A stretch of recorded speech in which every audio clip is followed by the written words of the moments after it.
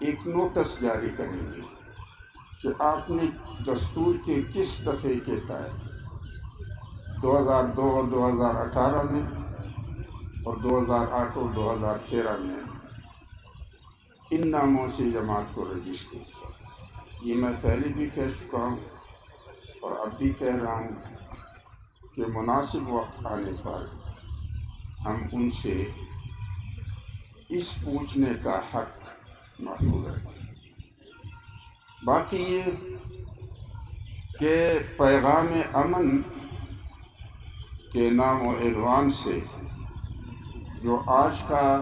مجلس ذکر بلایا گیا ہے، اس سے اصل مقصد یہ تھا کہ آپ حضرات کو ان بنیادی اسباب کی جانب متوجہ کرائیں جو امن کے خرابی کے لیے باعث بنتے ہیں۔ سب سے پہلا سبب جس کے ذریعے سے امن تہ بالا ہو جاتا ہے اور امن کا ماحول بد امنی سے بدل جاتا ہے، وہ حالات، حوادث اور واقعات کے بارے میں جذباتی رد عمل کا اظہار اور اقدام ہوتا ہے۔ جب کوئی حادثہ پیش آئے یا واقعات رونما ہو جائیں یا حالات سامنے آئیں تو ان کا جائزہ لیے بغیر، ان پر غور و فکر کیے بغیر،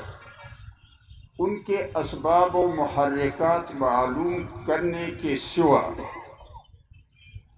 جذبات کے ابھار سے اندھے بہرے بن کر اور اندھا دھند اس کے بارے میں کوئی رد عمل کا اظہار کیا جائے یا اس میں کوئی اقدام کیا جائے، یہ جذباتی رد عمل جو ہے یہ امن کو تباہ و برباد کرنا۔ آج کی دنیا میں، پوری دنیا میں امت مسلمہ کا جو خون بہہ رہا ہے، جو آبادیاں اجڑ رہی ہے، جو عزتیں لٹ رہی ہیں، میں سمجھتا ہوں کہ یہ ہمارے اس جذباتی رد عمل کے اظہار اور اقدام کے نتائج ہیں۔ کسی نے یہ نہیں سوچا کہ اگر آج بین الاقوامی سطح پر کہا جاتا ہے کہ امت مسلمہ دہشت گرد ہے، اگر ہم ان کے ساتھ ان کی اس بات کو یوں دہرائے کہ اگر امت مسلمہ دہشت گرد ہے تو پھر اس کے دہشت گردی کا نشانہ تو کسی اور کو بننا چاہیے۔ امت مسلمہ خود اپنی دہشت گردی کا خود نشانہ کیسے بنتا ہے؟ کوئی معقول گفتگو یہ نہیں ہے کہ امت مسلمہ دہشت گرد بھی وہ ہو اور پھر اپنی دہشت گردی کا نشانہ بھی امت مسلمہ خود ہی بنے۔ یہ کوئی معقول وجہ نہیں۔ ہمارے پاکستان کے ممتاز اور اہم عہدے پر فائز ایک شخصیت کہتے ہیں کہ طالبان کے ساتھ افغانوں کی حمایت اور ہمدردی مذہب کی بنیاد پہ نہیں بلکہ قومیت کی بنیاد پہ، جس کا معنی یہ ہے کہ افغان من حیث القوم دہشت گرد ہے، تو پھر اس دہشت گردی کا نشانہ تو کسی اور کو بننا چاہیے۔ یہ کیسی بات ہے کہ خود افغان دہشت گرد بھی ہوں اور پھر اپنی دہشت گردی کے خود نشانہ بھی بنے۔ علماء کرام جاری خون ریزی کو مجاہدین اور طلباء کا نام دیتے ہیں۔ جن کی وساطت سے یہ خون ریزی جاری ہے اس کو علماء کرام نام و عنوان مجاہدین اور طالبان کا دیتے ہیں۔ لیکن کسی نے یہ سوچا ہے کہ کوئی عالم جب قتل ہو جاتا ہے، مثلا مولانا نور محمد صاحب، مولانا معراج الدین صاحب،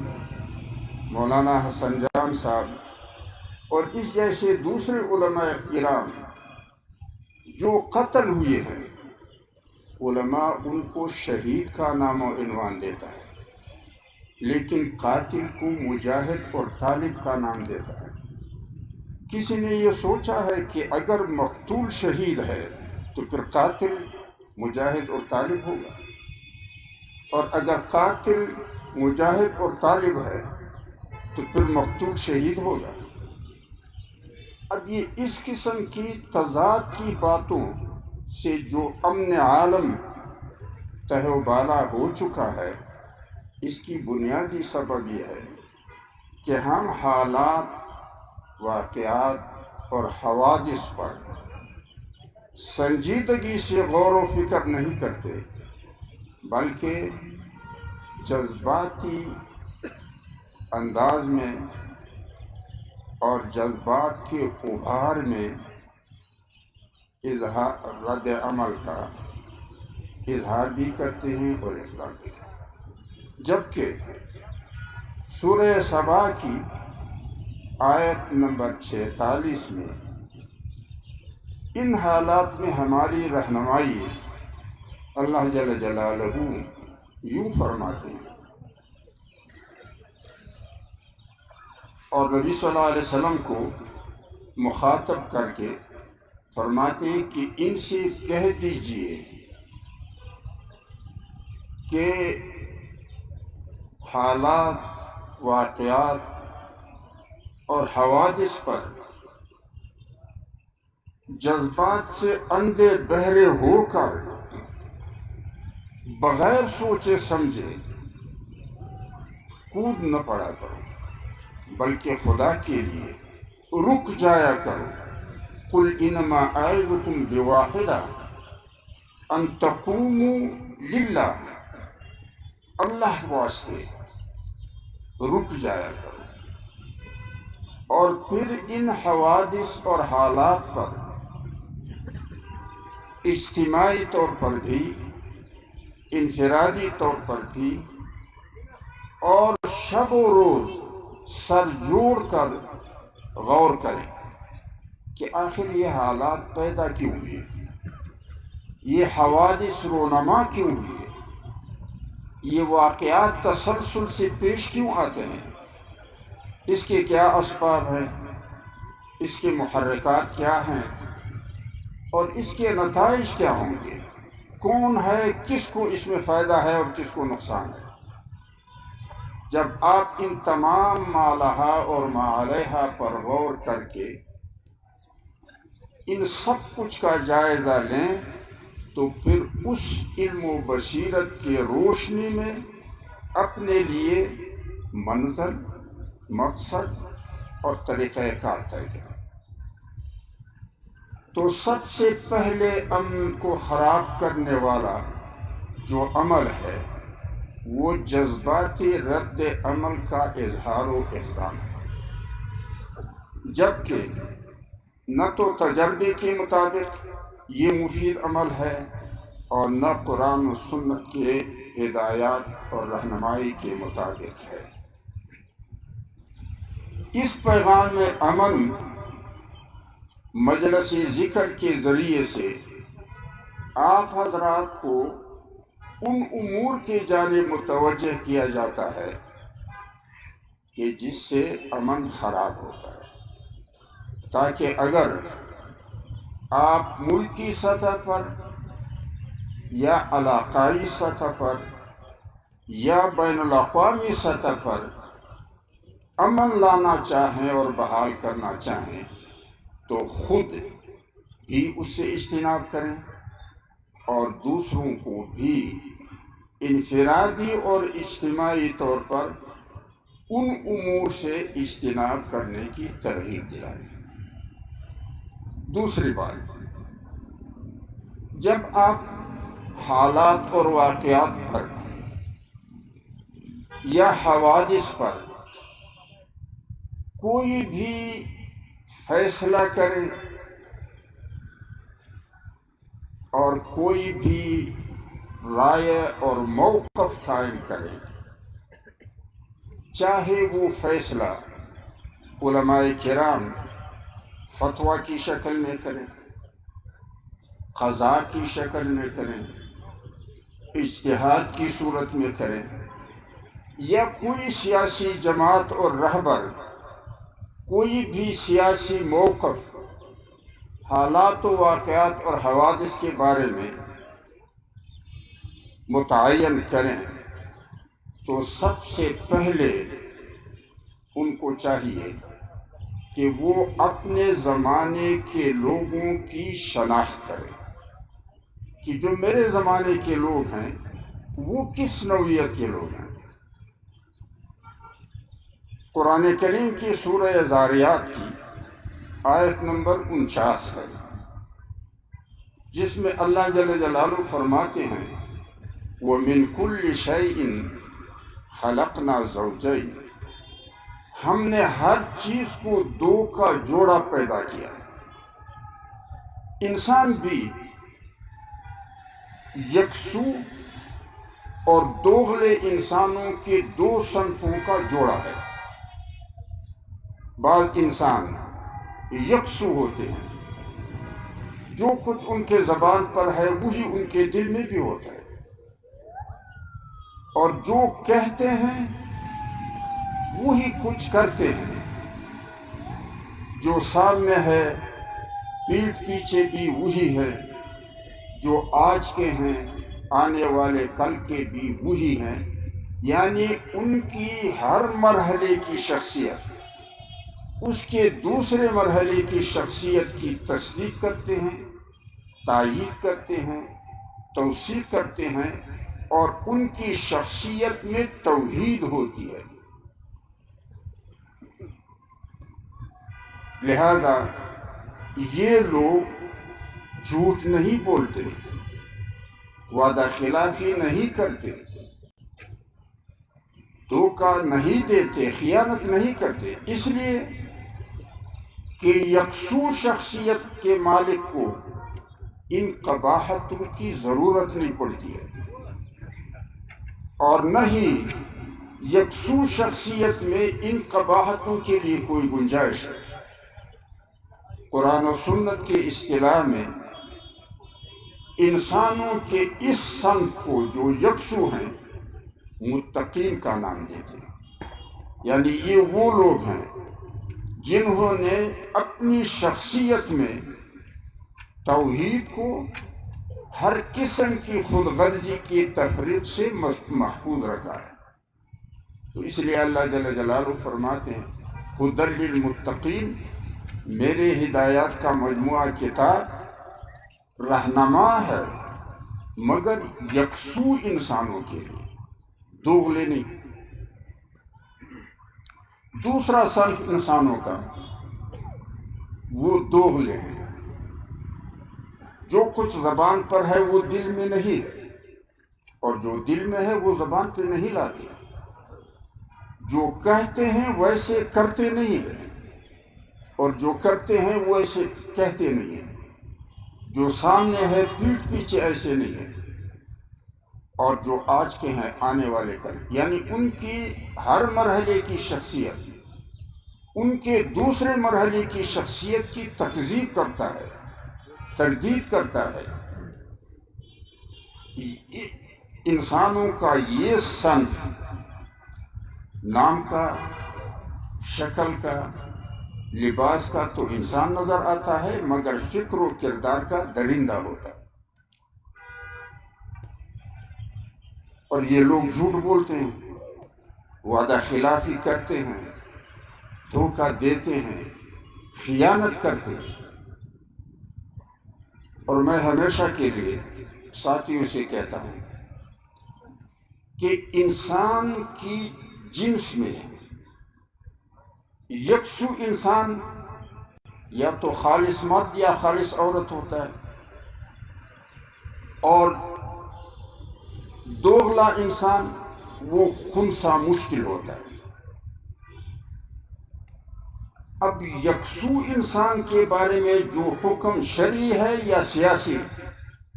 وہ دوغلے انسان کے لیے تو نہیں ہوتا ہے، اور جو دوغلے انسان کے لیے حکم ہے شرعی یا سیاسی، وہ یکسو انسان کے لیے نہیں ہوتا۔ لہذا جب تک انسانوں کی شناخت نہ ہو تو اگر علماء کرام فتویٰ، قضاء یا اجتہاد کے ذریعے سے کوئی فیصلہ کریں گے، یا سیاسی جماعتیں یا رہبر کوئی موقف اختیار کریں گے، وہ صحیح نہیں ہوگا جب تک ان کے درمیان تمیز نہ ہو کہ انسان یکسو ہیں یا دوغلے ہیں۔ یکسو انسانوں کی زندگی کا فکری بنیاد خدا پرستی اور ہوا پرستی کا جوڑا ہے۔ خدا پرست انسان وہ ہے جو اللہ کو خالق، آخرت کو اپنا معاد مانتے ہیں، اور اس ایمان و یقین کی شہادت اپنے کردار سے پیش کرتے ہیں۔ اور کافر وہ ہیں، ہوا پرست وہ ہیں کہ جو اللہ کو خالق اور آخرت کو معاد نہیں مانتے، یا کم از کم آخرت کو معاد نہیں مانتے۔ پہلے مومن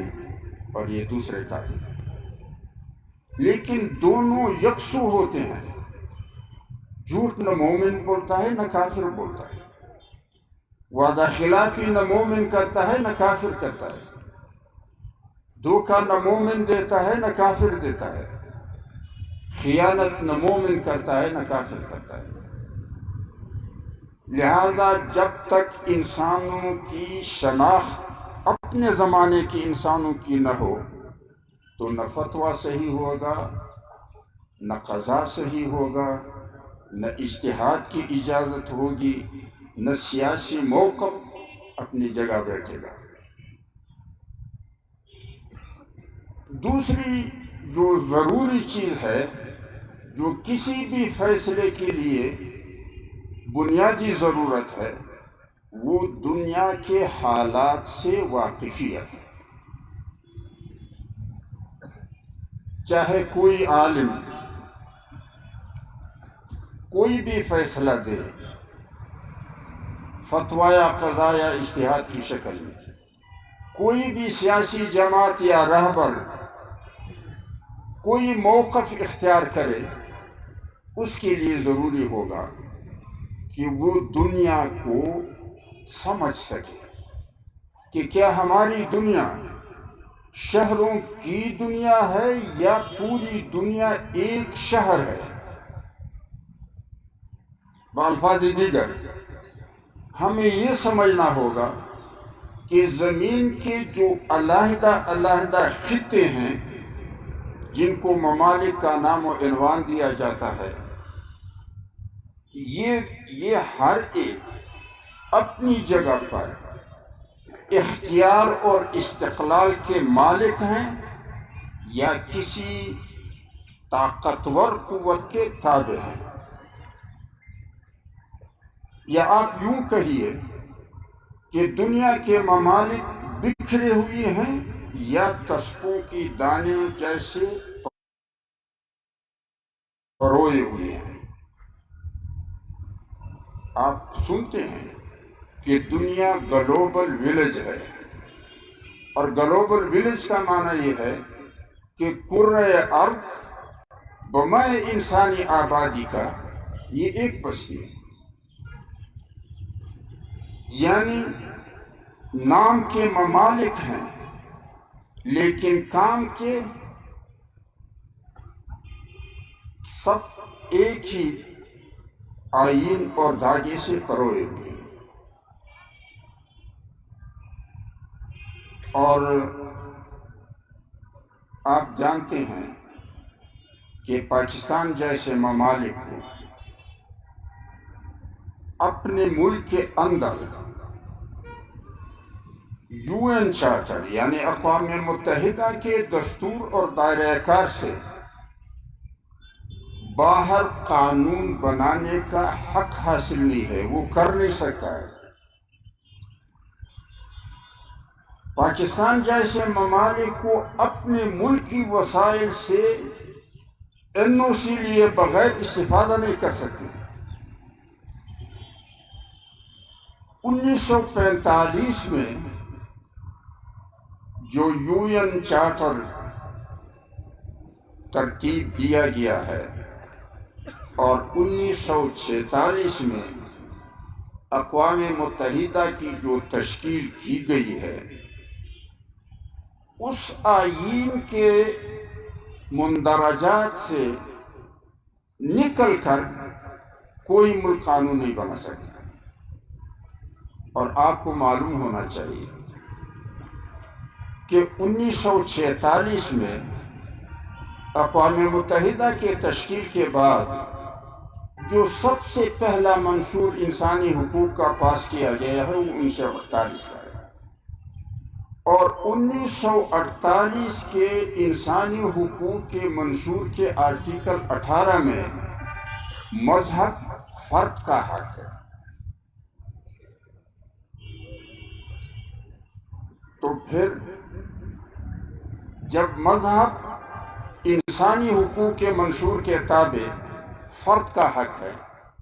تو کوئی یہ بتائیں کہ پھر کوئی ایسا قانون کوئی ملک بنا سکتا ہے کہ وہ اسٹیٹ اور ریاست کا قانون بن جائے؟ اور تیسری چیز جس کے بارے میں علم ضروری ہے کسی بھی فیصلے کے لیے، وہ یہ ہے کہ جو نظام ہمیں حاکم نظر آتا ہے اس کے بارے میں سمجھنا یہ ضروری ہے کہ یہ حاکم نظام اپنے باشندوں کی خدمت کے لیے ہے، جس کو انگریزی اصطلاح میں ویلفیئر اسٹیٹ کہتے ہیں، یا باہر کے طاقتور قوتوں اور قوموں کے مفادات کی حفاظت کے لیے ہے جو اپنے پبلک سے کرتے ہیں، جس کو سیکورٹی اسٹیٹ کہتے ہیں۔ پاکستان جیسے ممالک ویلفیئر اسٹیٹ نہیں ہے، یہ سیکورٹی اسٹیٹ ہے، یہ دوسروں کی مفادات کی حفاظت پبلک سے کرتے ہیں۔ اس لیے تو پبلک کا خون ان کو مرغوں جیسا بھی نظر نہیں آتا۔ لہذا زمانے کے لوگوں کی شناخت، پوری دنیا کی شناخت، حکومتوں کا شناخت، یہ ضروری ہے کسی بھی فیصلے کے لیے اور کسی بھی موقف اختیار کرنے کے۔ آپ حضرات کو اور میں تمام سیاسی زعماء اور جماعتوں کی خدمت میں یہ درخواست کروں گا، اور تمام علماء سے بھی، کہ ہم سنجیدگی سے اس پہ غور کریں کہ جو مروجہ جمہوریت ہے، یعنی بالغ رائے شماری سے نمائندوں کا منتخب کرنا ہے، یہ جو مروج جمہوریت ہے اور جو نام نہاد انتخاب و الیکشن ہے، یہ کس کی ضرورت ہے؟ اگر یہ جمہوریت ہوا پرست دنیا جو خواہش کے غلام اور خالق سے آزاد ہے ان کی ہے، اور وہ اس راستے سے اور اس بہانے سے ہوا پرستی کو خدا پرست دنیا پر ان دوغلے انسانوں کی واسطے سے مسلط کرنا چاہتے ہیں، تو پھر تو مروج جمہوریت ہوا پرست دنیا کی ضرورت ہے، اور ہوا پرست دنیا کی وکالت ہر ملک میں اسٹیبلشمنٹ کرتی ہے.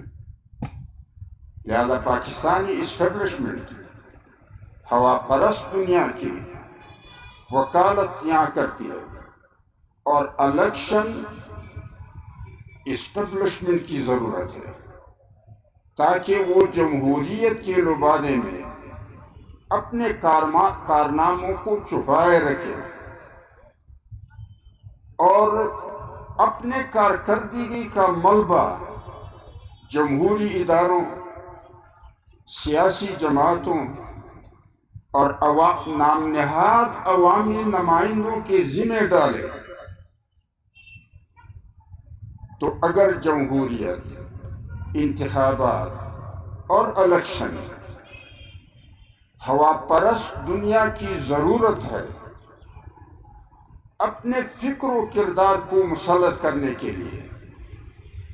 اور ہمارے ہاں ان کی وکالت ہماری اسٹیبلشمنٹ کرتی ہے، اور پھر دوسرے درجے پر انتخابات اور الیکشن اور جمہوریت ان کی ضرورت ہے، اور تیسرے درجے پر جمہوریت اور انتخابات ہمارے جو اپنے آپ کو عوامی رہبر کہتے ہیں ان کی ضرورت ہے رتبے اور پیسے کے لیے. تو پھر ہمیں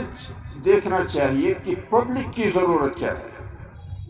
پبلک کی ضرورت امن ہے. مسلط نظام پبلک کو امن نہیں دے گا، کیونکہ یہ ویلفیئر اسٹیٹ نہیں ہے، یہ سیکورٹی اسٹیٹ ہے. اور سیکورٹی اسٹیٹ کا مزاج یہ ہوتا ہے کہ وہ لوگوں سے کرپٹ بناتا ہے، چور بنے، اچکے بنے، قاتل بنے، ڈاکو بنے،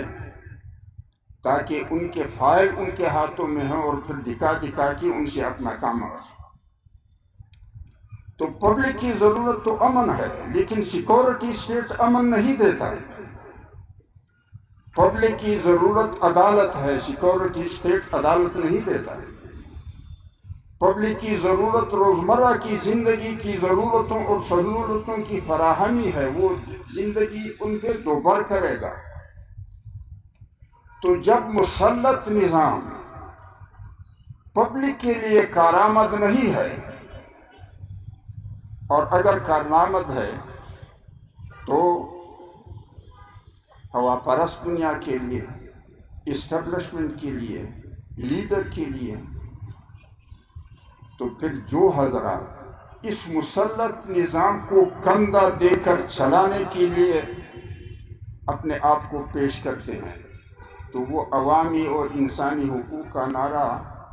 کس معقول دلیل کی بنیاد پہ کرتے ہیں؟ لہذا میں سمجھتا ہوں کہ آپ حضرات بہت کچھ کہنے کا تھا، لیکن اسی حد تک کہ اگر آپ چاہیں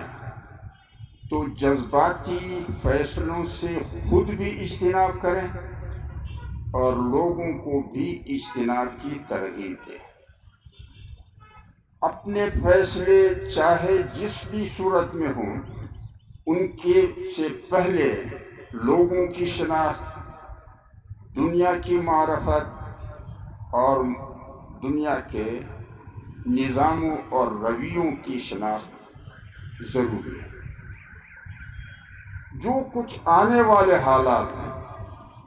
مجھے وہ کوئی اچھے نظر نہیں آتے. یہ جو کہا جاتا ہے کہ ہم ٹی ٹی پی کے ساتھ مفاہمت کریں گے اور یہ کریں گے اور وہ کریں گے، ایسی بات نہیں ہے. یہاں حالات بگاڑیں گے اور ٹارگٹ کلنگ ہوگی، نشانہ بنا کے لوگوں کو گولیاں ماری جائیں گی، اور اس میں ہمارے مسلح اداروں کا کردار ضرور شریک ہوگا، اس کے بغیر ناممکن. ورنہ تو میں ان کی خدمت میں اپیل کروں گا کہ آپ یہ بتائیں کہ یہ جو نشانہ بنا کے لوگ مارتے ہیں یہ تمہارے اپنے لوگ ہیں. اگر تمہارے اپنے لوگ ہیں تو اپنے آپ کو دفاعی ادارہ کس بنیاد پہ آپ کرتے ہیں؟ اور اگر آپ سمجھتے ہیں کہ نہیں ہمارے لوگ نہیں ہیں، یہ کسی بھی نام سے کوئی لوگ ہیں، تو پھر آپ اس کا خاموش تماشائی ہیں، اس کا نگرانی کرتے ہیں. تو پھر آپ اپنے آپ کو محافظ کس بنیاد پہ کہتے ہیں؟ اور اگر آپ کہتے ہیں کہ ہم بے بس ہیں تو میں تو یہ پیشکش کروں گا کہ پورے بلوچستان کے امن و امان کا ٹھیکہ مجھے دیا جائے. میں دیکھتا ہوں کہ کیسا کوئی یہاں پہ کسی کو ٹارگٹ بنا کے مقبولی مارتا ہے. یا تو صاف ستھرا کہو کہ نام دفاع کا ہے، کام تباہی کا ہے. اب جو آگے حالات آنے والے ہیں میرے نظر میں، وہ افغانستان کو فارسی اور پشتو کی بنیاد پہ تقسیم کریں گے اور پاکستان کو 5 جگہ تقسیم کریں گے. سندھ الگ، پنجاب الگ، بلوچستان الگ، پشتونستان الگ، کراچی الگ. لیکن میں ان تمام پبلک اور سیاسی زعماء کی خدمت میں گزارش کروں گا کہ یک آواز بن کے ہمارے اسٹیبلشمنٹ سے گزارش کریں کہ ہمیں آپ کے اداراتی مجبوری کا احساس ہے. ہمارا اسٹیبلشمنٹ بین الاقوامی اسٹیبلشمنٹ کا ذیلی ادارہ ہے اور اس حوالے سے وہ مجبور ہے کہ بین الاقوامی اسٹیبلشمنٹ کی حکم کی اطاعت کریں. اور یہ کوئی ایسی بات نہیں ہے. میں اس تمام سیاسی جماعتوں کے کارکنوں سے پوچھتا ہوں کہ اگر آپ کسی بھی سیاسی جماعت کی رکنیت کو اپنی مجبوری سمجھتے ہیں کہ آپ ہر اچھے اور برے کام میں جماعت کا ساتھ دیں، تو حالانکہ جماعت کے حوالے سے آپ کو کوئی تنخواہ بھی نہیں ملتی، کوئی منصب اور عہدہ بھی نہیں ہوتا ہے. اب اسٹیبلشمنٹ جو ہے وہ تو تنخواہ بھی لیتا ہے، اس کے پاس عہدہ بھی ہوتا ہے، تو آپ اس کی بین الاقوامی اسٹیبلشمنٹ کی رکنیت اس کی مجبوری کیوں نہیں سمجھتے ہیں؟ میرے دانش میں ہمیں حقائق کو تسلیم کرنا چاہیے. ہمارا اسٹیبلشمنٹ یہ تسلیم کریں کہ میں بین الاقوامی اسٹیبلشمنٹ کا ذیلی ادارہ ہوں اور جو کچھ وہاں سے مجھے حکم ملے گا میں اس کی اطاعت کروں گا. لیکن ہماری اسٹیبلشمنٹ کے جو افراد ہیں وہ ہمارے ہیں، ہمارے سرزمین کے ہیں، ہمارے رشتہ دار ہیں، ہمارے ہمسائے میں ہوتے ہیں، ہمارے ہم فکر ہیں. تو شخصی ہمدردی اگر ان میں تھوڑی بہت انسانی رمق ہوگی تو ان کی شخصی ہمدردیاں ہمارے ساتھ ہیں. لیکن اداراتی مجبوری اس کی وہاں کی ہوتی ہے. تو پھر کیوں ہم ایسا نہ کریں کہ ہم اپنے اسٹیبلشمنٹ کی اداراتی مجبوری کو تسلیم کریں لیکن اس کی شخصی ہمدردی سے استفادہ کریں. اور ہم ان کو کہیں کہ اگر آپ کے ذمہ ملک توڑنا ہے تو توڑنا تو ہمیں پسند نہیں، توڑنے سے تو ذوق آئے گا، قوت تو نہیں آئے گی، لیکن ہم بچانے کی قوت بھی نہیں رکھتے ہیں. اگر آپ توڑتے ہیں تو باطل ناخواستہ ہم یہی کہیں گے پر توڑیں، ہم آپ کے راستے کے روک نہیں. اگر آپ بچاتے ہیں تو بچانا تو ہمیں پسند ہے، تو پھر توڑے کیوں؟ تو آپ جو بھی عمل کرتے ہیں ملک کے ساتھ، ہم آپ کے اس عمل کے راستے کا روک نہیں ہے. تو پھر ہمارے خون بہانے میں، عزتیں لٹانے میں، آبادیاں اجاڑنے میں آپ کو کیا مزہ آئے گا؟